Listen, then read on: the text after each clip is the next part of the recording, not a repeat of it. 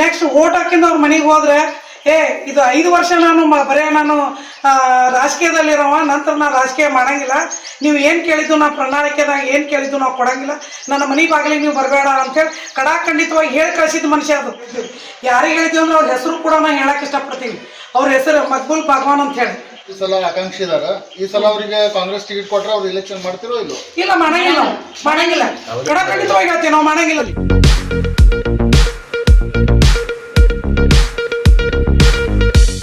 R1 news में आपका स्वागत है। मैं आपके साथ फरहान नाज। ನಗರ ಇಸ್ಲಾಂ ಅಭಿವೃದ್ಧಿ ಸಂಸ್ಥೆಯ ತಮ್ಮೆಲ್ಲ ಮೀಡಿಯಾ ಪತ್ರಕರ್ತರ ಒಕ್ಕೂಟಕ್ಕೆ ನಾನು ಸ್ವಾಗತ ಮಾಡ್ತೇನೆ.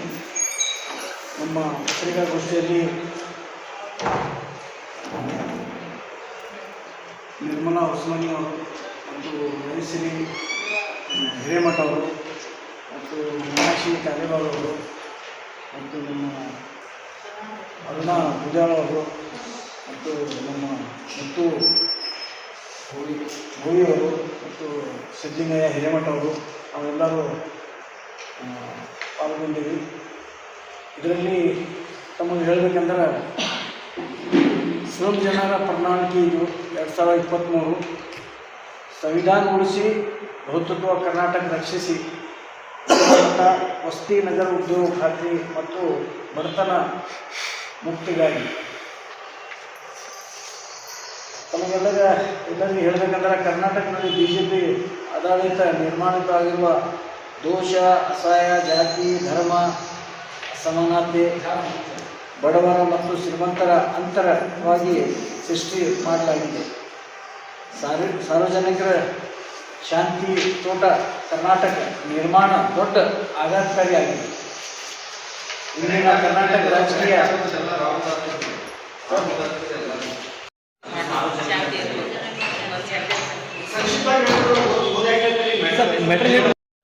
ಐದು ವರ್ಷದಲ್ಲಿ ನಮ್ಮ ಕರ್ನಾಟಕದಲ್ಲಿ ಅಶಾಂತಿ ಅಷ್ಟೇ ಹುಟ್ಟಾಕಿದ್ದಾರೆ ಇದು ಸರ್ಕಾರ. ಹೀಗಾಗಿ ಕೋವಿಡ್ನಿಂದ ನಮ್ಮ ಬಡ ಜನರ ಸ್ಲಮ್ ಜನ ಎಲ್ಲ ಕೂಲಿ ಕಳ್ಕೊಂಡಾರ.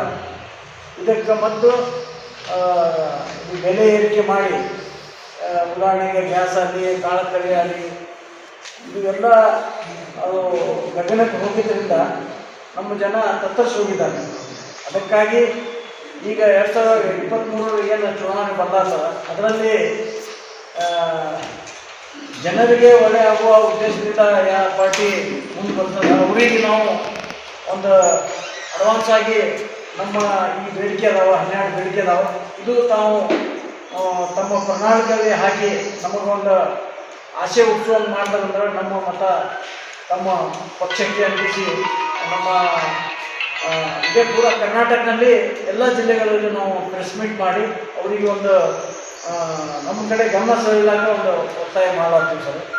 ಅದಕ್ಕಾಗಿ ನಮ್ಮ ಏನು 12 ಬೇಡಿಕೆ ಅದಾವ. ಇದರಲ್ಲಿ ಮೊದಲನೇ ಬೇಡಿಕೆ ನಮಗೆ ಹೇಳಬೇಕಂದ್ರೆ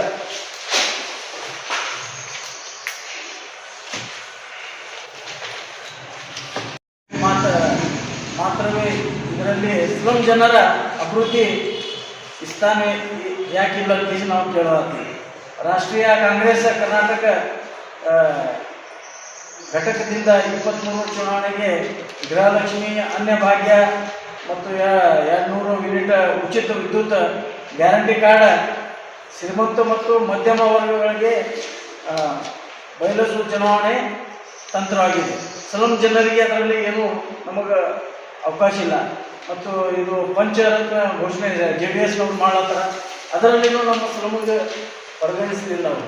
ಅದಕ್ಕಾಗಿ ಅವರಿಗೆ ನಾವು ಒಂದು ನಮ್ಮ 12 ಬೇಡಿಕೆಗಳನ್ನು ಇಟ್ಕೊಂಡು ಈಗ ತಮಗೆ ಹೇಳಬೇಕಂದ್ರೆ ನಾವು ಕನಿಷ್ಠ ಒಂದು 13 ವರ್ಷದಿಂದ ಎಲ್ಲ ಚುನಾವಣೆ ಬಂದಾಗ ರಾಜಕೀಯ ಪಕ್ಷದವರಿಗೆ ಕೊಳಗೇರಿ ಮತ್ತು ಸ್ಲಮ್ ನಿವಾಸಿಗಳ ಸಮಗ್ರ ಅಭಿವೃದ್ಧಿಗೆ ಪ್ರತ್ಯೇಕ ಸಚಿವಾಲಯ ಘೋಷಿಸಬೇಕಂತ ಒತ್ತಾಯ ಹಾಕಲಾಗ್ತದೆ. ಆದರೆ ಅವರು ನೂತನ ಮಾಡ್ತಾ ಇಲ್ಲ.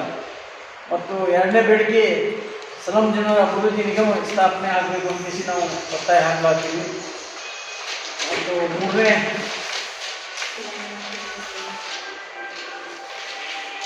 ಬೇಡಿಕೆ ಸ್ಲಮ್ ನಿವಾಸಿ ನಗರ ಉದ್ಯೋಗ ಖಾತ್ರಿ ಜಾರಿಗೊಳಿಸಬೇಕಂತ ನಾವು ಒಂದು ಬೇಡಿಕೆ ಇಟ್ಕೊಂಡಿದ್ದೀವಿ.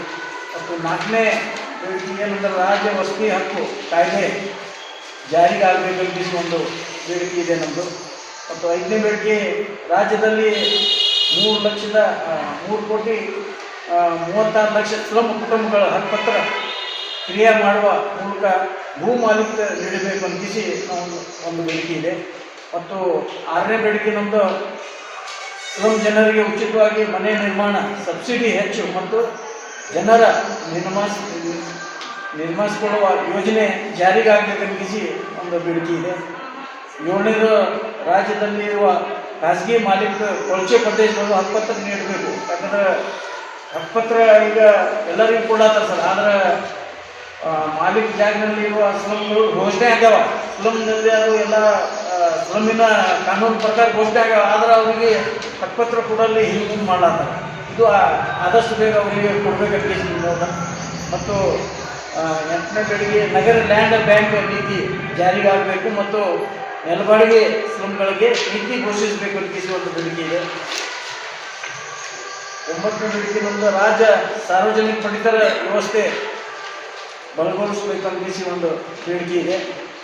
10ನೇದು ಸರ್ಕಾರಿ ಶಾಲೆ ಸಬಲೀಕರಣ ಆಗಬೇಕು ಮತ್ತು ಜಿಲ್ಲಾ ಆಸ್ಪತ್ರೆ ಖಾಸಗೀಕರಣ ಮಾಡ್ಲತ್ತಾರ. ಮೊನ್ನೆ ನಾವು ಭಾಳಷ್ಟು ಇದರಿಂದ ಧರಣಿ ಮಾಡಿ ಸರ್ಕಾರಕ್ಕೆ ಒತ್ತಾಯ ಹಾಕಿವಿ.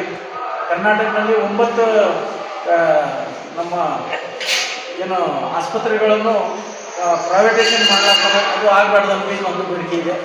ಮತ್ತು 11ನೇ ಬೇಡಿಕೆ ಕರ್ನಾಟಕ ಸಮಗ್ರ ಶ್ರಮ ಅಭಿವೃದ್ಧಿ ಕಾಯ್ದೆ 2018 ಕಡೆಯನ್ನು ಜಾರಿ ಮಾಡಬೇಕೆಂದು ಒಂದು ಬೇಡಿಕೆ ಇದೆ. 12ನೇ ಬೇಡಿಕೆ ನಗರ ಬಡತನ ಪ್ರಮಾಣವನ್ನು ಇಳಿಕೆ ಮಾಡಬೇಕೆಂದು ಇವೆಲ್ಲ ನಮ್ಮ ಬೇಡಿಕೆ ಅದಾವ. ಈ ಮೇಲಿನ ನಮ್ಮ ಒತ್ತಾಯ ತಮ್ಮ ಪಕ್ಷ 2023 ವಿಧಾನಸಭಾ ಚುನಾವಣೆ ಬಿಡುಗಡೆ ಮಾಡುವ ಪ್ರಣಾಳಿಕೆಯಲ್ಲಿ ಆದ್ಯತೆ ಮೇರೆಗೆ ಸೇರ್ಪಡಿಸಿಕೊಳ್ಬೇಕಂತ ಒತ್ತಾಯಿಸ್ತೀವಿ. ಇದು ನಮ್ಮ ಬೇಡಿಕೆ ಅದಾವ ಸರ್. ಅದಕ್ಕಾಗಿ ನಾವು ಎಲ್ಲ ಜಿಲ್ಲೆಗಳಲ್ಲಿ ನಮ್ಮ ಸ್ಟೇಟ್ ಕಮಿಟಿ ಸ್ಲಮ್ ಜನ ಆಂದೋಲನ ಮತ್ತು ನಾವು ಎಲ್ಲ ಜಿಲ್ಲೆಯ ಸ್ಲಮ್ನವರು ಸರ್ಕಾರ ಸರ್ವಪಕ್ಷ ಯಾವ ಪಕ್ಷದ ಅವ್ರಿಗೆ ಎಲ್ಲರಿಗೆ ನಮಗೆ ಮನವಿ ಇದೆ. ಇದು ನಮ್ಮ ಬೇಡಿಕೆಯನ್ನು ತಾವು ತಮ್ಮ ಪ್ರಣಾಳಿಕೆಯಲ್ಲಿ ಹಾಕಿದ್ರೆ ನಮ್ಮ ಓಟ ತಮಗೆ ಅನ್ನೋದು ಒಂದು ನಮ್ಮ ಬೇಡಿಕೆ ಇದೆ. ಅದಕ್ಕೆ ಮುಂಬರುವ ಚುನಾವಣೆಯಲ್ಲಿ ತಮ್ಮ ಮೀಡಿಯಾದವರಿಗೂ ನಾವು ರಿಕ್ವೆಸ್ಟ್ ಮಾಡ್ತೀವಿ, ತಮ್ಮದು ಸಹಕಾರದಿಂದಲೇ ಸರ್ಕಾರದಿಂದ ಏನೇ ಧ್ವನಿ ಕೇಳ್ತಾರೆ. ಅದಕ್ಕಾಗಿ ತಾವು ಎಲ್ಲರೂ ಇದಕ್ಕೆ ಜರ ಹೆಚ್ಚು ಒತ್ತಾಯ ಕೊಟ್ಟು ತಮ್ಮ ಇದರಲ್ಲಿ ಹಾಕಬೇಕು. ಪಡಿತರ ವ್ಯವಸ್ಥೆ ಬಲಗೊಳಿಸಬೇಕು ಅಂದರೆ ಏನು ಅಂತ ಈಗ ಸರ ಇನ್ನೂ 10 ಕೆಜಿಗಿಂತ ಜಾಸ್ತಿ ಬೇಕಾ ಅಥವಾ ಯಾರು ಆಕ್ರಮಣವನ್ನು ತೆಗೆದುಕೊಂಡಿದ್ದಾರೆ ಅವರನ್ನೆಲ್ಲ ತಗೊಳ್ಬೇಕಾ ಅಂತ ನೀವು ಅದೂ ಆಗ್ಯದ ಸರ್. ಈಗ ಭಾಳಷ್ಟು ಬೋಗಸ್ ಕಾರ್ಡ್ ಆಗಿದ್ದು ಅದು ಎಲ್ಲ ಸರಿಪಡಿಸ್ಕೊಂಡು ಎಲ್ಲ ಮಾಡ್ಯಾರ. ಆದರೆ ಈಗ 10 ಕಿಲೋ ಇದ್ದಿದ್ದು 5 ಕಿಲೋ ತೊಗೊಂಡು ಮತ್ತು ಮೊದಲ ಎಣ್ಣೆ ಕೊಡ್ತಿದ್ರು, ಕಾಳು ಕಡಿ ಕೊಡ್ತಿದ್ರು, ಇವೆಲ್ಲ ಈಗ ತೆಗೆದು ಹಾಕಿಬಿಟ್ಟಾರೆ ಸರ್. ಮತ್ತು ಗ್ಯಾಸ್ ಸಬ್ಸಿಡಿ ಕೊಡ್ತಿದ್ರು, ಅದು ತೆಗೆದು ಹಾಕಿಬಿಟ್ಟಾರೆ. ಅದಕ್ಕಾಗಿ ಎಲ್ಲ ಏನು ಮೊದಲ ಇತ್ತು ಅದು ಇದರಂದ್ರೆ ಬಡವರಿಗೆ ಒಂದು ಆಶೆ ಇರ್ತದೆ ಅಂತಿಸಿ. 2018 ಯಾವ ಕರಡು ಜಾರಿಯಾಗಿತ್ತು ಅಭಿವೃದ್ಧಿ ಕಾಯ್ದೆ? ಅದು ಒಂದು ಇದು ನಮ್ಮ ಏನು ಹೇಳ್ತದೆ ಸರ್ಕಾರ ಅದು ಘೋಷಿಸಿ ಏನು ಹೇಳ್ತದೆ ಆ ಕರಡು ಏನು ಹೇಳ್ತದೆ ಜಾರಿ ಮಾಡಬೇಕಂತ ಏನು ಹೇಳ್ತದೆ? ಅದರಲ್ಲಿ ಸ್ಲಮ್ ಜನರಿಗೆ ಭಾಳಷ್ಟು ಸೌಲಭ್ಯ ಅದಾವ ಸರ್. ಯಾವ ಈಗ ಇದು ಮನೆ ನಿರ್ಮಾಣಕ್ಕೆ ಏನು ಈಗ ಇದು ಮಾಡತ್ತಲ್ಲ, ಅದರಲ್ಲಿ ಸಬ್ಸಿಡಿ ಕೇಳಬೇಕಾಗಿದೆ ಮತ್ತು ಅದನ್ನು ಮತ್ತೆ ಎಕ್ಸ್ಟ್ರಾ ಈಗ ಅದರಲ್ಲಿ ಏನಿತ್ತು ಸರ್, ಮನೆಗಳ ಇಷ್ಟೆಲ್ಲ ಪ್ರಾಬ್ಲಮ್ ಇದ್ದಿದ್ದಿಲ್ಲ. ಈಗ ಏನಾದರೂ ಈಗ 1,03,000 ರೂಪಾಯಿ ತುಂಬಬೇಕು ನಾವು. ಅದು ಮತ್ತು ಅದರಲ್ಲಿ ಮನೆ ಎಲ್ಲರೂ ಇರಬೇಕು ಅದರಲ್ಲಿ ಅಂತ ಸಿಕ್ತು. ಒಂದು ಮನೆ ಒಂದು ಕುಟುಂಬ ಇರಬೇಕು. ಆ ಕುಟುಂಬದಲ್ಲಿ ಮಕ್ಕಳದ್ದು ಬೇರೆ ಇಲ್ಲ, ಇದರಲ್ಲಿ ಹಾಕಿರ್ತಾರೆ ಅವರು ಈಗಿನ ಇದರಲ್ಲಿ. ಏನು ಹೇಳ್ತಾರೆ ಅದನ್ನು ಹೇಳಿ ಸಾಕು. ಗುಡಿಸಲು ಮುಕ್ತ ಮಾಡಬೇಕು ಅಂತ ಐತದ ಫಸ್ಟ್. ಉತ್ತರ ಮುಕ್ತ ಭಾರತ ಆದ್ರೂ ಕೂಡ ಏನಾಗಿದೆ, ಕೆಳಗಿನ ಒಂದು ಫ್ಲೋರ್ ಬೇರೆ, ಮೇಲ್ಗಡೆ ಒಂದು ಫ್ಲೋರ್ ಈಗ ಮನೆಗಳು ಒಂದು ಬೈ ಒಂದು ಇಟ್ಟಾರ. ಒಬ್ಬರಿಗೆ ಇವಾಗ ಈ ನ್ಯಾಯ ನೋಡಿ ಮ್ಯಾಲಕ್ಕೆ ಮಾಲಕ್ ಬೇರೆನೇ, ಕೆಳಗಿನ ಮಾಲಕ್ ಬೇರೆನೇ, ಈ ಥರದ ಒಂದು ತಾರತಮ್ಯ ಆಗ್ಯದ.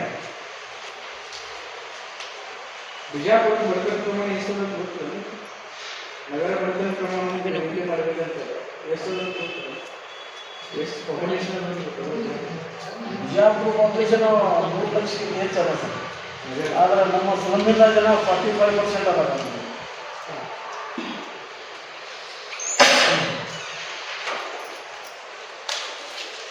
ಯಾವುದೇ ಕೆಲಸ ಮಾಡ್ತೀವಿ, ಇನ್ನು ತನಕ 20 ವರ್ಷದಿಂದ ನಾವು ಸ್ಲಮ್ ಜನರ ಸಲುವಾಗಿ ಮಾಡಲಾಗ್ತೀವಿ ಸರ್. 60 ಸ್ಲಮ್ನಲ್ಲಿ ನಾವು ಕೆಲಸ ಮಾಡ್ತೀವಿ ಮತ್ತು 62 ಸ್ಲಮ್ಗಳನ್ನು ಡಿಕ್ಲೇರ್ ಆಗ್ಯಾವ ಬಿಜಾಪುರನಲ್ಲಿ.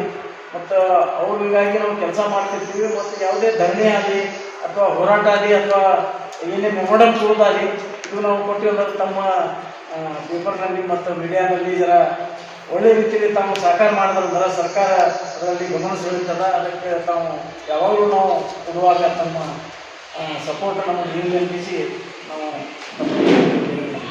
ಸರ್ ವೇಳೆಯಲ್ಲಿ ಹೇಳಿದ್ರೆ 2023ನೇ ಚುನಾವಣೆ ಬರ್ತಾ ಇದೆ.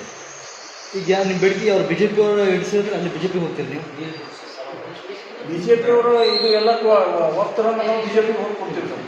ಆದರೆ ನಮ್ಮ ಬೇಡಿಕೆಯನ್ನು ಯಾವ ಪಕ್ಷ ಒಪ್ಕೊತದ ಅವರಿಗೆ ನಮಗೂ ಸಪೋರ್ಟ್ ಇರ್ತದೆ. ಬಿ ಜೆ ಪಿಯವ್ರಿಗೆ 5 ವರ್ಷದಾಗ ನಮಗೆ ವಂಚಿತ ಮಾಡಿಬಿಟ್ಟಾರೆ ಸರ್.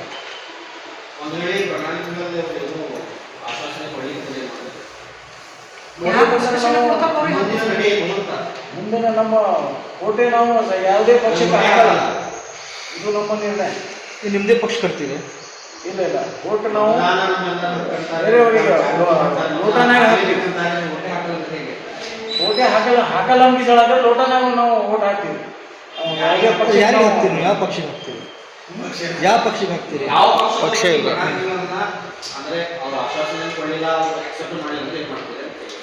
ಸರ್ಕಾರ ಒಂದು ಲೋಟ ಅಂಬಿಸಿ ಒಂದು ಯಾವುದೋ ಪಕ್ಷ ನಮಗೆ ಸರಿ ಇಲ್ಲ ಅಂಬಿಸಿ ಅಂತ ನಮಗೆ ಒಂದು ಇದು ಕೊಟ್ಟಾರ ಸರ್. ಅದಕ್ಕೆ ನಾವು ಓಟ್ ಹಾಕ್ತೀವಿ. ಅಲ್ಲ, ಮತ್ತು ಯಾವ ಸರ್ಕಾರ ಬರಬೇಕು ನಾವು ಮುಂದೆ ಅವಾಗ ಏನು ಮಾಡ್ತೀವಿ? ಬಟ್ ನಮಗೆ ಪರಿಗಣಿಸಿದೆ ಅಂದರೆ ನಾವು ಒಂದು ಒತ್ತಾಯ ಹಾಕ್ಲಾಗ್ತೀವಿ. ಇದಕ್ಕೆ ಅವರು ಮಾನ್ಯತೆ ಕೊಡಬೇಕಾಗಿ ನಮ್ಮ ಒತ್ತಾಯ ಇದೆ.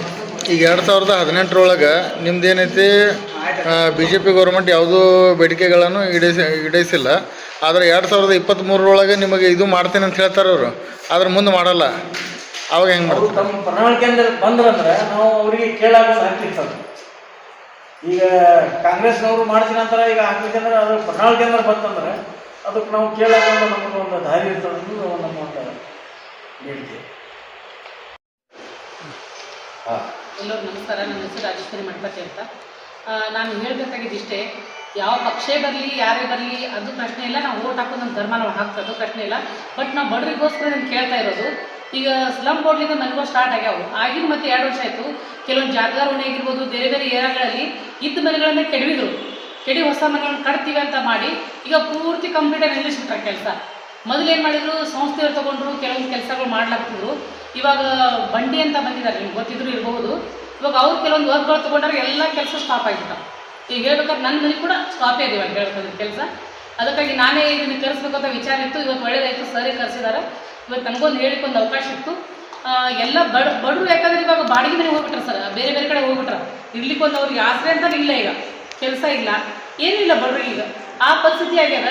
ಇವಾಗ ಹಿಂಗಂದ್ರೆ ಮುಂದೆ ಹೆಂಗೆ ಅಂತ ನಾವು ಸರ್ಕಾರ ಬೇಕು, ವೋಟ್ ಬೇಕು ಅಂತ ನಾವು ಮಾಡಿರ್ತೀವಿ. ಬಟ್ ಇದನ್ನು ನೀವು ಮುಂದೆ ಮಾಡಲಿಲ್ಲ ಅಂದ್ರೆ ಹೆಂಗೆ? ಈಗ ಶಾಲೆ ನಮಗೆ ಬೇಕು, ಗೌರ್ಮೆಂಟ್ ಶಾಲೆ. ಆದರೆ ಅಲ್ಲಿ ಕರೆಕ್ಟಾಗಿ ಟೀಚರ್ಸ್ ಇರಲಿಲ್ಲ, ಕರೆಕ್ಟಾಗಿ ಅಲ್ಲಿ ಮಕ್ಕಳಿಗೆಲ್ಲ ಕೊಡಲಿಲ್ಲ ಅಂದ್ರೆ ಪ್ರಾಬ್ಲಮ್ ಯಾರಿಗೆ? ನಮ್ಮ ಬಡವ್ರ ಮಕ್ಕಳು, ಶ್ರೀಮಂತರ ಮಕ್ಕಳು ಆಗಲ್ಲ. ಯಾಕೆ ಶ್ರೀಮಂತರ ದುಡ್ಡು ಇರ್ತದೆ, ಅವರು ತಮ್ಮ ಸ್ಕೂಲ್ಗಳಿಗೆ ಒಳ್ಳೊಳ್ಳೆ ಸ್ಕೂಲಿಗೆ ಹಾಕ್ತಾರೆ. ಬಟ್ ನಮ್ಮಂಥ ಬಡವರಿಗೆ ಮಕ್ಕಳಿಗೆ ಪ್ರಾಬ್ಲಮ್ ಆಗೋದು. ಆಮೇಲೆ ಇನ್ನೊಂದು ದವಾಖಾನೆ ಖಾಸಗೀಕರಣ ಅಂತ ಮನೆ ಮಾಡಿದ್ರು, ಅದು ನಾವು ಸ್ಟ್ರೈಕ್ ಮಾಡಿದ್ವಿ ಬೇಡ ಅಂತ ಹೇಳಿ. ಯಾಕಂದರೆ 5 ರೂಪಾಯಿ ಚೀಟಿ ಕೊಟ್ಟರು ಕೂಡ ನಮ್ಮ ಬಡವ್ರ ಮಕ್ಕಳಲ್ಲಿ ಬಡವರು ಹೋಗಿ 5 ದಿನ ಟ್ರೀಟ್ಮೆಂಟ್ ತೊಗೊಂಡು ವಾಪಸ್ ಬರ್ತಾರೆ ಅಂತ ಗ್ಯಾರಂಟಿ ಅದ. ಬಟ್ ಅದಕ್ಕೆ ತುಂಬ ದುಡ್ಡು ಆಗ್ಲಿಕ್ಕೆ ಆಗ್ತದೆ, ಕಾಸಿ ಹೋಗ್ಬೇಕಾಗುತ್ತೆ. ಇದು ಕೂಡ ಖಾಸಗೀಕರಣ ಆದಾಗೇನಲ್ಲ. ಅದಕ್ಕೆ ಅದು ಬೇಡ ಅನ್ನೋದು ನಮ್ಮ ಉದ್ದೇಶ. ಜನರಿಗೆ ಯಾವುದು ಬಡವರಿಗಾಗಿ ಇದೆಯೋ ಸರ್ಕಾರ ಏನು ಮಾಡ್ಕೊಂಡು ಬಂದ್ರೆ ಹಾಗೆ ಇರಲಿ ಅಂತ. ಅದಕ್ಕಾಗಿ ನಾನು ಹೇಳ್ತಿರೋದು ಅಷ್ಟೇ. ಇವಾಗ ಯಾವ ಕೆಲಸವನ್ನು ಕರೆಕ್ಟಾಗಿ ಮಾಡ್ತಾ ಇಲ್ಲ, ಆ ಕೆಲಸವನ್ನು ಸರ್ಕಾರ ಮಾಡಬೇಕು.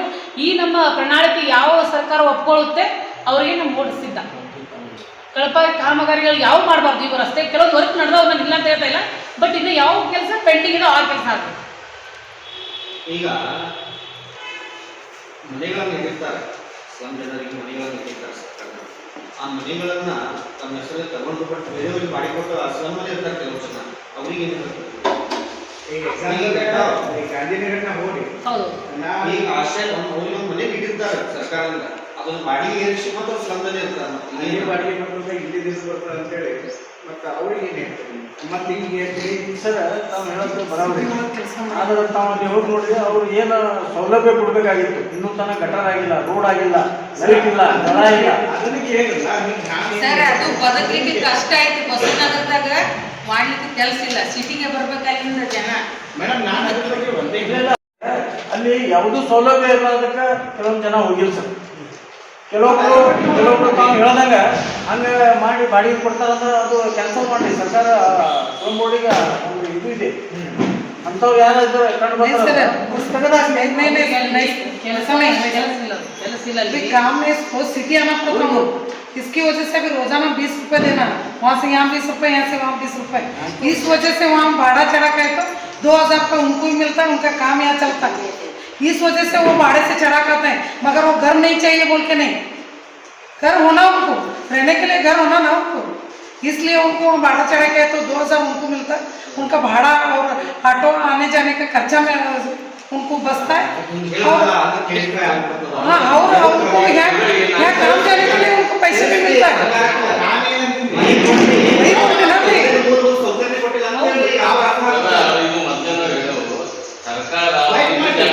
ಅಲ್ಲಿ ಯಾವುದೇ ಮೂಲಭೂತ ಸೌಲಭ್ಯ ಇಲ್ಲ, ನಿಮಗೂ ಗೊತ್ತು. ನಾನು ಹೋಗಿ ಮಾಡಿದ್ದೀನಿ ಸುದ್ದಿ 2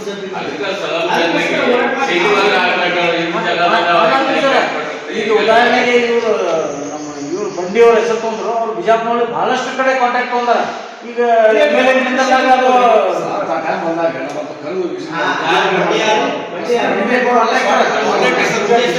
अभिवृद्धि समिति की तरफ से हमें एक प्रेस मीट रखे थे, जिसके अंदर आने वाले 2023 के जो इलेक्शन आने वाला है, पिछले जो सरकार बीजेपी 5 साल के अंदर हमारे स्लम के लोगों को कहीं भी कोई भी सहूलत सही तरह से नहीं दी। सिर्फ जात का और तुम्हारा ऊपर नीचे तुम्हारा दलितों को बोलो, माइनॉरिटी को बोलो या दूसरे कम जात के लोगों को बोलो, वो सही तरीके से इंसाफ नहीं दी। इसीलिए आने वाले 2023 के चुनाव में हम एक 12 मांगे रखे हैं, जो हमारे स्लम के लोगों को जो फ़ायदा होता है। तो वो मांगे अगर कोई भी पार्टी हो, कांग्रेस हो, जेडीएस हो या आम आदमी पार्टी हो, कोई भी पार्टी अगर हमारे ये 12 जो हमारे डिमांड है उसको अगर मानती है तो हम उनके साथ हम उनको वोट देने के लिए तैयार हैं। इसीलिए आज हमने एक प्रेस रखकर सरकार को ये मनवी कर रहे हैं कि वो हमारे 12 जो डिमांड है उसका ख्याल करते हुए अपने प्रणाली में अगर डालेंगे तो हम उनके साथ हैं। ये हमारी अनुरोध है। अकरम माशाल्लाह स्लम मोबिलिटी समिति। सर अभी जो आपके जो आप 12 मांगे जो बता रहे हैं, ये क्या आप इससे पहले क्या भी कोई मिनिस्टर एमएलए हो या मिलकर बताएं? पिछले हम 12 साल से ये जो भी सरकार आती है, पिछले कांग्रेस सरकार थी उस टाइम में भी हमने मेमोरेंडम दिया था कि हमारे को प्रत्येक शौचालय यानी एक मिनिस्टर बोर्ड एक हमारे तरफ करें और हमारे को उसके अंदर अमाउंट जारी कर हमारे स्लम के लिए फ़ायदा हमारे लोगों को हो, ऐसा एक होता है, हम किए हैं। सर अभी जो बीजेपी के जो नगर शासक खाली शासक, क्या उनसे मिलकर आप इस विषय पर बताएं? आप इस विषय के ऊपर आपको बताऊं, मैं बहुत अच्छी बात आप करें। उन्होंने यहाँ के प्रत्येक एक बीजापुर और बागलकोट जिले को स्लम बोर्ड ऑफिस थी, तो बीजापुर के लिए एक अलग से ऑफिस उन्होंने बनाने का एक मांग रखे थे। तो उसकी वो बहुत अच्छी मांग है बोल के मैं खुद जाकर उनको मिला तो नहीं, तुम पैसे खाने का बंद करो, हम तुम्हारा साथ देते हैं बोले। मैं एक उदाहरण नहीं दो, मैं किसी का 1 रुपया लिया होगा तो बताओ बोल के बोले तो मेरे को जवाब नहीं देके चले गए वो। तो इसके लिए वो अपनी राजकीय कर रहे हैं, स्लम के लोगों को नहीं देख रहे हैं। आज तुम 3000 के ऊपर घर बीजापुर में बन रहे हैं, मगर 2000 के ऊपर बाहर के लोगों को ही वो स्लम का जो गरीबों को मिला था वो बाहर के लोगों को मिला है। इस तरह से काम हो रहे हैं कि ऐसा ना हो। आने वाले जो भी इलेक्शन के अंदर पार्टी चुन के आएंगी वो हमारे डिमांड को अगर मान्यता देंगी तो हम उनके साथ रहेंगे। 2000 बाहर के घर हैं बोल रहे हैं आप? आपकी क्या प्रूफ क्या है? नहीं प्रूफ क्या है उसका? हाँ है तो लिस्ट है हमारे पास। है अभी नगर शासक कह रहे हैं कि मैं बीजापुर में काफ़ी अभिवृद्धि किया हूँ, फिर आप इस ये पर क्या रोड के सिवा कोई अभिवृद्धि नहीं हुई। आप देखें, आप भी बाहर फिरते हैं, सिर्फ बीजापुर में रोडों के सिवा फिर खाने के लिए क्या है? गरीबों को खाने के लिए कोई रोजगार दिया है या कोई ऐसा काम किया है कि जो गरीब हो या अमीर हो कोई भी वो सुकून से रह सके? सिर्फ स्टेटमेंट देते हैं जात को फोड़ने के, जात को तोड़ने के। ये ऐसे काम करने से वो हिंदुत्व पेट नहीं भरता। हिंदू को हो, मुसलमान को हो या कोई भी सिख ईसाई, हर एक को पेट भरने का एक काम का सरकार करना, ये राजकीय का एक तंत्र है। वो सब छोड़ के इन्हों खाली हिंदू अलग, मुस्लिम अलग, उन्हों अलग, इन्हों अलग करके ये अच्छा नहीं लगता। ये बीजापुर के लिए तो बहुत ही तकलीफ 5 साल गुजरे हैं। आने वाले दिनों में हम अगर सही कोई सी भी पार्टी हमारा साथ देंगी तो हम उनको साथ देंगे। अभी कौन सी पार्टी आपकी कौन सी अपेक्षा है कि ये पार्टी साथ देगी आपको? कांग्रेस हो, जेडीएस हो या आम आदमी पार्टी हो, यानी बीजेपी क्या है, जात डालकर ये लोगों को तोड़ने का काम करती है। इसको छोड़ के दूसरी कोई भी पार्टी अगर हमको अपनाती है तो हम उनके साथ हैं। नगर शासक यत्नाल जी 5000 मकान जो बनाए हैं तो उसका अलॉटमेंट भी किया है ना? अलॉटमेंट किए हैं, 2000 तक के बाहर के लोगों को ही अलॉट किए हैं। यानी स्लम में नहीं है, वो गरीब रहेंगे या अमीर रहेंगे वो मैं नहीं बोलता, मगर स्लम का नाम है। बीजापुर सिटी के लोग नहीं। आवास योजना गुड़सुल मुक्त भारत बोल के हमारे मोदी जी बोलते हैं, मगर गुड़सुल वालों को यहाँ हक ही नहीं मिल रहा, बाहर वालों को ही हक मिल रहा है। राशन भी दिया जा रहा है, लेकिन राशन भी 10 किलो था जो 5 किलो की है, लेकिन वो बेच ले रहे हैं ना, कोई भी खा रहा नहीं। सर रेशन के चावल देके तो खुद लोग नहीं खाते सर। नहीं, बेचने वाले, अब खाने वाले नहीं। बेचने का काम करें सर, बहुत से हैं, बेचने के भी बहुत से रास्ते हैं। जरूरी है इंसान को, अगर अब हमारे घर में 5 आदमी हैं, 50 किलो चावल आया, सिर्फ चावल खा के हम नहीं जी सकते, उसके अंदर आधे बेच कर उसके अंदर दाल पानी भी लेते हैं। ऐसी भी गरीबी है। आप देखें वो बेच रहे हैं तो किस लिए बेच रहे हैं? वो अभी बिल्डिंग नहीं, अभी आप सरकार को कह सकते हैं कि दाल भी दें। हाँ, उसके अंदर नहीं, दाल तेल वगैरह इसका भी इंतजाम करे बोल के हम एक डिमांड रखे हैं उसके। आपका नाम सर? अक्रम माशाकर स्लम अभिवृद्धि समिति अध्यक्ष। ಈಗ 12 ಪ್ರಣಾಳಿಕೆ ತಗೊಂಡು ನಾವು ಏನು ಪ್ರೆಸ್ ಮೀಟ್ ಮಾಡಿದೇವಿ, ಆ ಪ್ರೆಸ್ ಮೀಟ್ ಅಕ್ರಮ್ ಮಾಶಾಳ್ಕರ್ ಅವರು ನಾವು ಕೂಡಿ ಮಾಡಿದ್ದು. ಆ 12 ಪ್ರಣಾಳಿಕೆ ಯಾವ ಸರ್ಕಾರ ತಗೋತಾರೆ ಅವ್ರ ಜೊತೆಗೆ ನಾವು ಇರ್ತೇವೆ, ಒಟ್ಟು ಸ್ಲಮ್ ಏರಿಯಾದವರು ಅಂತ ಹೇಳಿ ನಾವು ಇದು ಮಾತು ಕೊಟ್ಟೇವಿ. ಒಂದು ಪ್ರೆಸ್ ಮೀಟ್ದವ್ರು ನಮ್ಮ ಸರ್ ಒಂದು ಮಾತು ಕೇಳಿದ್ರು, ಏನಂತಂದ್ರೆ ನೀವು ಇದಕ್ಕಿಂತ ಮುಂಚೆ ಯಾರಿಗಾರೆ ನೀವು ಹೇಳಿದ್ರೇನು ಪ್ರಣಾಳಿಕೆ ನಾವು ಇಷ್ಟು ಕೊಟ್ಟರೆ ನಾವು ನಿಮ್ಗೆ ಓಟ್ ಹಾಕ್ತೀವಿ, ಈ ಪ್ರಣಾಳಿಕೆ ನಾವು ನಡೆಸಿಕೊಟ್ರೆ ಓಟ್ ಹಾಕ್ತೀವಿ ಅಂತೇಳಿ. ಹೌದು, ನಾವು ಹೇಳ್ತೀವಿ. ಯಾರಿಗೆ ಹೇಳ್ತೀವಿ ಅಂದ್ರೆ ಅವ್ರ ಹೆಸರು ಕೂಡ ನಾವು ಹೇಳಕ್ಕೆ ಇಷ್ಟಪಡ್ತೀವಿ. ಅವ್ರ ಹೆಸರು ಮಕ್ಬೂಲ್ ಬಾಗ್ವಾನ್ ಅಂತ ಹೇಳಿ. ಅವ್ರ ಮನೆತನ, ಅವ್ರು ನಮ್ಮ ಮನೆತನ ಬಂದು ನೀವು ಏನು ಹೇಳಿದ್ರೆ ನಾವು ಎಲ್ಲ ಕೆಲಸ ಮಾಡಿಕೊಡ್ತೀವಿ, ನಮಗೆ ನೀವು ಓಟ್ ಕೊಡ್ರಿ. ಸ್ಲಮ್ ಏರಿಯಾದವ್ರು ಒಟ್ಟರು ತಂದು ಕೂಡಲೇ ಒಟ್ಟರು ಸ್ಲಮ್ ಏರಿಯಾದವರು ಒಟ್ಟರು ಸಣ್ಣ ಹುಡುಗರು ಮೊದಲು ಮಾಡಿ ಒಟ್ಟರು ಓಡಾಡಿ ನಾವು ಓಟ್ ಹಾಕಿ ಮಕ್ಬೂಲ್ ಬಾಗ್ವಾನೇ ಬರಬೇಕು ಅಂತ ಹೇಳಿ ನಾವು ಓಟ್ ಹಾಕ್ತೇವೆ.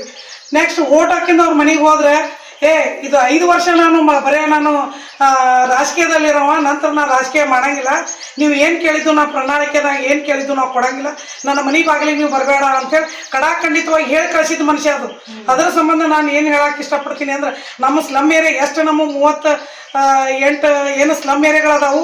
ಸ್ಲಮ್ ಏರಿಯಾ ಒಟ್ಟು ನಾವು ಅದರಲ್ಲಿ ವರ್ಕಿಂಗ್ ಏರಿಯಾ ನಮ್ಮದು ಒಟ್ಟು ನಾವು ಎಷ್ಟು ಜನ ಅದೇವಿ, ಒಟ್ಟು ಜನ ಅಲ್ಲಿ ಅಟ್ಟು ಸ್ಲಮ್ದಾಗ ನಾವು ಕೆಲಸ ಮಾಡೋ ಜನ. ಸ್ಲಮ್ದಂದು ಏನದು ಪ್ರಣಾಳಿಕೆ ನೀವು ಒಪ್ಕೊಂಡು ನಾವು ಎಲ್ಲದನ್ನು ನಡೆಸ್ಕೊಡ್ತೀವಿ ಅಂತ ಹೇಳಿ ನಮ್ಮ ತನ ನೀವು ಒಂದು ಹೋಗ್ಕೊಟ್ರೆ ಯಾವುದೇ ಪಕ್ಷ ಆಗಲಿ ಆ ಪಕ್ಷಕ್ಕೆ ನಾವು ನಿಂದಿರ್ತೇವೆ ಬಲಗೊಂಡು. ಇಲ್ಲಪ್ಪ ಅಂತಂದ್ರೆ ನಾವು ಪ್ರತಿಯೊಂದು ಸ್ಲಮ್ ಏರಿಯಾದಾಗ ಒಟ್ಟರು ನಾವು ಕೆಲಸ ಮಾಡೋರದೇವಿ. ಯಾರಿಗೆ ಓಟ್ ಹಾಕ್ಬೇಕು ಅನ್ನೋದು ನಮ್ಗೆ ಗೊತ್ತದ, ಅದು ಮುಂದಿನ ದಿನಗಳಲ್ಲಿ ನಾವು ಮಾಡಿ ತೋರಿಸ್ತೇವೆ. ಈ ಮುಖಾಂತರ ನಾನು ಹೇಳಕ್ಕೆ ಇಷ್ಟಪಡ್ತೀನಿ. ಈಗ ಬಾಗನವರು ಮತ್ತೆ ಈ ಸಲ ಆಕಾಂಕ್ಷಿ ಇದಾರ, ಈ ಸಲ ಅವರಿಗೆ ಕಾಂಗ್ರೆಸ್ ಟಿಕೆಟ್ ಕೊಟ್ರೆ ಅವ್ರು ಇಲೆಕ್ಷನ್ ಮಾಡ್ತಿರೋ ಇಲ್ಲೋ? ಇಲ್ಲ, ಮಾಡಂಗಿಲ್ಲ ಖಂಡಿತವಾಗಿ ಹೇಳ್ತೀವಿ, ನಾವು ಮಾಡಂಗಿಲ್ಲ. ಟಿಕೆಟ್ ಯಾರು ಕೊಡಬೇಕು ಕಾಂಗ್ರೆಸ್? ಕಾಂಗ್ರೆಸ್ ಟಿಕೆಟ್ ಯಾರಿಗೆ ಕೊಡ್ಬೇಕಂದ್ರೆ ಒಳ್ಳೆ ವ್ಯಕ್ತಿ ನೋಡಿ ಕೊಡ್ಲಿ, ವರ್ಕರ್ ಮಾಡೋದು ಕೊಡ್ಲಿ. ಅವ್ರು ಸಪೋರ್ಟ್ ಮಾಡಂಗಿಲ್ಲ, ಚಲೋ ವರ್ಕರ್ ಕೊಡ್ಲಿ. ಬಡವ್ರು ಅಂತ ಹೇಳಿ ಯಾರು ಸ್ಪಂದಿಸಿ ಹೋಗ್ತಾರ ಅಂಥವ್ರಿಗೆ ಕೊಡ್ಲಿ. ಯಾಕಂದ್ರೆ ಬಿಜಾಪುರದಾಗ ಯಾವ ಮನುಷ್ಯ ಯಾರಿಗೆ ಹೆಂಗೆ ಸ್ಪಂದಿಸ್ತಾನಂತಂದು ಎಲ್ಲರಿಗೂ ಗೊತ್ತಿದ್ದು ಮಾತದ. ಅಂಥವ್ರಿಗೆ ಕೊಡ್ಲಿ, ಅಂಥವ್ರಿಗೆ ನಾವು ಓಟ್ ಹಾಕಿ ಆರಿಸ್ತಿರ್ತೀವಿ. ನಮ್ಮ ಮಾತವ್ರಿಗೆ ಸ್ಪಂದಿಸ್ಬೇಕಲ್ಲ. ಮತ್ತು ಇರ್ಲಾರ್ದವ್ರಿಗೆ ಇವ್ರಿಗೆ ತಂದ್ರಪ್ಪ ಅಂತಂದ್ರೆ ನಾವು ಮತ್ತು ಈಗ 5 ವರ್ಷ ಏನು ನಾವು ಕಷ್ಟಪಟ್ಟೇವಿ, ಅದು ಮತ್ತು ಪುನಃ 5 ವರ್ಷ ಕಷ್ಟಪಡೋದು ಆಗ್ತದೆ ಅಂತೇಳಿ ನಾವು ಇಲೆಕ್ಷನ್ ಮುಂದಿರತ್ತಾನೆ ನಾವು ಪ್ರೆಸ್ ಮೀಟ್ ಮಾಡಿದ್ದು. ಯಾಕಂತೇಳಿ ಇದ್ರ ಸಂಬಂಧ, ಯಾಕಂದ್ರೆ ನಮ್ಮ ಸ್ಲಮ್ ಏರಿಯಾದವ್ರಿಗೆ ಏನೂ ಒಂದು ಸೌಲಭ್ಯ ಕೊಟ್ಟಿಲ್ಲ. ಇನ್ನೊಂದು ನಾನು ಹೇಳಕ್ಕೆ ಇಷ್ಟಪಡ್ತೀನಿ, ಏನು ಅಂತಂದ್ರೆ ಲಾಕ್ಡೌನಲ್ಲಿ ನಾವು ಒಂದು ನಾವು ಒಂದು ಇದು ಮಾಡಿದೆ ಲಾಕ್ಡೌನ್ನಲ್ಲಿ ಏನು ಅಂತಂದ್ರೆ ಎಲ್ಲರಿಗೂ ನೀವು ಕೊಟ್ಟಿರಿ, ಎಲ್ಲರಿಗೂ ನೀವು 3,000 2,000 ಕೊಟ್ಟಿರಿ. ಸ್ಲಮ್ ಏರಿಯಾದವರಿಗೆ ಗೃಹ ಕಾರ್ಮಿಕರು ಹೆಣ್ಮಕ್ಳಿಗೆ ಏನು ಕೊಟ್ಟಿರಿ? ಏನೂ ಕೊಟ್ಟಿಲ್ಲ ಅವ್ರ ಮನೆಯವ್ರಿಗೆ ಅಂತೇಳಿ ಅವ್ರ ಮನೆ ಒಳಗೆ ಚಮಚ ಹಿಡ್ಕೊಂಡು ತಾಟ ಬರಸ್ರಿ ಅಂತೇಳಿ ನಾವು ಒಂದು ಇದು ಮಾಡಿದ್ದೇವೆ. ಒಂದು ನ್ಯೂಸ್ ಮಾಡಿದರೆ ನಾವೇನು ಗುಂಪು ಕಟ್ಕೊಂಡಿಲ್ಲ. ಅದ್ರೊಳಗೆ ನಮ್ಮ ಎಲ್ಲರ ಮ್ಯಾಗ 15 ಮ್ಯಾಗ APMC ಅವ್ರು ಕೇಸ್ ಹಾಕಿದ್ರು. ನಮ್ಮ ಮ್ಯಾಗ ಏನು FIR ಮಾಡಿದ್ರು. ಅದು 1 ವರ್ಷ ಅಡ್ಡಾಡ್ದೇವೆ. ಯಾರು ನಮ್ದು ಸಂಬಂಧ ಅಲ್ಲ, ಅದು ಸ್ಲಮ್ ಏರಿಯಾದ ಬಗ್ಗೆನೇ. ಸ್ಲಮ್ ಏರಿಯಾ ಸಂಬಂಧ ಸ್ಲಮ್ ಏರಿಯಾದ ಮಹಿಳೆಯರು ಭಾಳ ಜೀವ ಇದು ಆಗ್ತದೆ. 5-6 ಮಕ್ಳು ಇರ್ತಾರೆ ಒಬ್ಬೊಬ್ಬರಿಗೆ. ಅವ್ರು ಏನು ಮಾಡ್ಬೇಕಂತ ಹೇಳಿ ನಾವು ಮಾಡಿದಕ್ಕೆ ನಮ್ಮ ಮ್ಯಾಗ FIR ಮಾಡಿದ್ರು. ಪರವಾಗಿಲ್ಲ ಮ್ಯಾಗ ಅಂತೇಳಿ. ಅವಾಗ ಏನೈತ್ರಿ, ಕಾಂಗ್ರೆಸ್ ಗೌರ್ಮೆಂಟ್ ಇದ್ದಿದ್ದಿಲ್ಲ, ಅವಾಗ BJP ಗೌರ್ಮೆಂಟ್ ಇತ್ತು. ಅದು ಯಾವ ಗೌರ್ಮೆಂಟ್ ಇರಲಿ, ನಾವು ಏನು ಮಾಡ್ತೀವಿ ಅನ್ನೋದು ಗೊತ್ತಿರ್ತದಲ್ಲ. ಸಂವಿಧಾನ ಎಲ್ಲರಿಗೂ ಒಂದೇ ಅಲ್ಲ. ಸಂವಿಧಾನ ಯಾರಿಗೆ ಬಿಟ್ಟದ? ಸಂವಿಧಾನ ಎಲ್ಲರಿಗೂ ಒಂದೇ. ಅದು ಏನಾಯ್ತು ಏನಿಲ್ಲ ಅಂತ ನೋಡಿ ನಮ್ಗೆ FIR ಮಾಡಿದ್ರು ಅಂದ್ರೆ ಅದೇ ನಾವು 10 FIR ಅಂತ ಮಾಡಿದ್ರು ಅಂಜು ಮಕ್ಕಳಲ್ಲ ನಾವು. ಖರೆ ಅದು ಏನದ ಏನಿಲ್ಲ ಅಂತೇಳಿ FIR ಮಾಡಿದ್ರೆ ಒಳ್ಳೇದಿರ್ತಿತ್ತು. ಮುಂದಿನ ದಿನಗಳಲ್ಲಿ ಇದೇ ಥರ ಆದ್ರೂ ಅದಕ್ಕೆ ಆವಾಜ್ ಎತ್ತಕ್ಕೆ ನಾವು ರೆಡಿ ಅದೇವಿ. ನಾವು ಅಂಜು ಮಕ್ಕಳಂತೂ ಅಲ್ಲೇ ಅಲ್ಲ. ಇದ್ದೇ ಹೇಳ್ಬೇಕಂದ್ರೆ ಹಮೀದ್ ಅಣ್ಣಾರ ಆಕಾಂಕ್ಷೆ ಇದ್ರು, ಹಮೀದ್ ಅಣ್ಣ ಪ್ರಣಾಳಿಕೆ ನಮ್ದು ಏನು ಅನ್ನೋದು ಅವ್ರು ಒಪ್ಕೊಂಡ್ರೆ ಅವ್ರಿಗೂ ಹೋಗ್ತೇವೆ ನಾವು. ಹಮೀದ್ ಅಣ್ಣಾರು ಯಾಕಂದ್ರೆ ಅವ್ರದ್ದು ಒಡನಾಟನ, ಅವ್ರದ್ದು ನೋಡಿ ನಮ್ದು ಒಡನಾಟ ಚಲೋ ಅದು. ಅವರು ಮಾತಾಡ್ತೇವಿ ಅಣ್ಣ ಅಕ್ಕ ಆಗ್ತೇವಿ. ನಾವು ಬಿಜಾಪುರದಾಗ ಒಂದೇ ರೀತಿಯಿಂದ ಹೋದ್ಸಲ ಸ್ವಲ್ಪ ಹೋಟಿಂದ ಅವ್ರು ಬಿದ್ದರು. ಅವ್ರು ಎದ್ದು ಬಂದ್ರಪ್ಪ ಅಂತಂದ್ರೆ ನಮಗೆ ಮಾಡ್ತಾರ ಅನ್ನೋ ಭರವಸೆ ನಮ್ಗೆ ಕೊಟ್ಟರು. ಅವು 12 ಪ್ರಣಾಳಿಕೆ ನಾವು ಮಾಡ್ಕೊಡ್ತೀನಮ್ಮ ಅಂತೇಳಿ ಅವ್ರು ಬಂದು ನಮ್ಗೆ ಭೇಟ 12 ಪ್ರಣಾಳಿಕೆ ಅವ್ರು ಮಾಡ್ತೀವಿ ಅಂದ್ರೆ ಅವ್ರಿಗೆ ಹಾಕ್ತೇವೆ. ನಾವೇ ತಿರ್ಗಾಡಿ ಪ್ರಚಾರ ಮಾಡ್ತೇವೆ ಪ್ರತಿಯೊಂದು ಸ್ಲಮ್ ಏರಿಯಾಕ್ಕೆ ಹೋಗಿ. ಇವ್ರಿಗೆ ಹಾಕ್ರಿ, ಇವ್ರು ನಮ್ಮ ಪ್ರಣಾಳಿಕೆ ಒಪ್ಕೊಂಡ್ರ ಇವ್ರಿಗೆ ಹಾಕ್ರಿ ನಾವು ಮುಂದೆ ನಿಂತು ವೋಟ್ ಹಾಕ್ಸಿ ಮುಂದೆ ನಿಂತು ಇಲೆಕ್ಷನ್ ಮಾಡ್ತೇವೆ. ಈಗ ನೀವು ಅವ್ರಿಗೆ ಭೇಟಿ ಆಗಿ ಹೇಳಿದ್ರೆ ನಿಮ್ಮ ವಿಷಯ ಇಲ್ಲ ನಾವೇನು ಹೇಳಿಲ್ಲ. ಅವರಾಗೆ ಬಂದು ನಮ್ಮಲ್ಲಿ ಭೇಟಿ ಆಗಲಿ ಅಂತೇಳಿ ಇದು ನ್ಯೂಸ್ ಮಾಡಿದ್ದದ. ಅವ್ರು ಬಂದು ನಮ್ಗೆ ಹಮೀದ್ ಅಣ್ಣವ್ರು ಬಂದು ನಮಗೆ ಹೇಳಿದ್ರು, ನಮಗೆ ಟಚ್ನೇ ಆಗಿದ್ರು ಅಂತಂದ್ರೆ ನಮ್ಮ ಪ್ರಣಾಳಿಕೆ ಅವ್ರು ಒಪ್ಕೊಂಡ್ರು ಅಂತಂದ್ರೆ ನಾವು ನಿಂತು ಇಲೆಕ್ಷನ್ ಮಾಡ್ತೇವೆ. ಈ ಮುಖಾಂತರ ನಾನು ಹೇಳಕ್ಕೆ ಇಷ್ಟಪಡ್ತೀನಿ. ನಮ್ಮ ಹೆಸರು ನನ್ನ ಹೆಸರು ನಿರ್ಮಲಾ ಹೊಸಮನಿ ಅಂತೇಳಿ.